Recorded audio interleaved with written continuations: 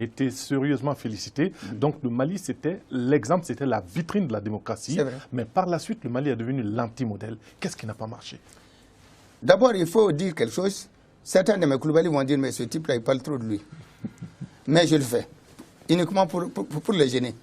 Mais le problème fondamental qui est là, Salif, en 2002, moi, je me suis présenté comme candidat indépendant. Est-ce que c'est normal qu'un candidat indépendant vienne gagner nos élections? Parti table, faut table. Qui s'y retrouve dans l'Anganaka, qu'un candidat ait gagné les élections? Dès lors, on aurait dû comprendre qu'il y a quelque chose qui ne va pas. Je ne parlerai pas des partis politiques que je respecte et qui, certains d'entre eux, ont fait, eux, aussi bien anciens qu'actuellement, ont fait un travail remarquable. Mais ce n'était pas normal qu'un candidat indépendant vienne gagner les élections, fit-il à têter. Et pourtant, je suis venu, j'ai gagné 2 fois. Et je suis content d'avoir gagné. Mais je me suis dit qu'il y a quelque chose qui ne passe pas.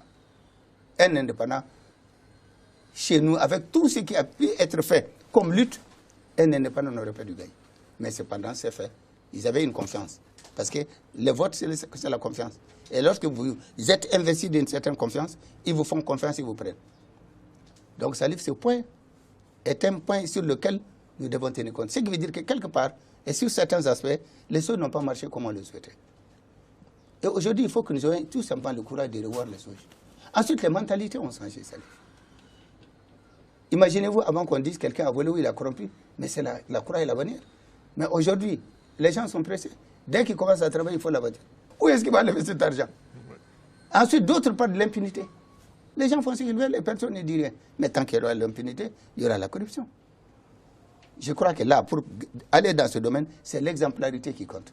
Salif, si on m'amenait pour dire qu'il y a des nouveaux, nos enfants, nos jeunes vont être des chefs d'État, quel est le conseil que tu vas leur donner? On n'a pas besoin d'avoir tous les diplômes de l'école normale supérieure ou de l'école des ingénieurs du Mali, ou bien notre belle école, de l'école de médecine, que tout le monde nous envie, pour être président. Non. Le point le plus important, c'est de pouvoir avoir certaines qualités. Et parmi les qualités qu'on doit avoir un président, c'est d'abord l'exemplarité.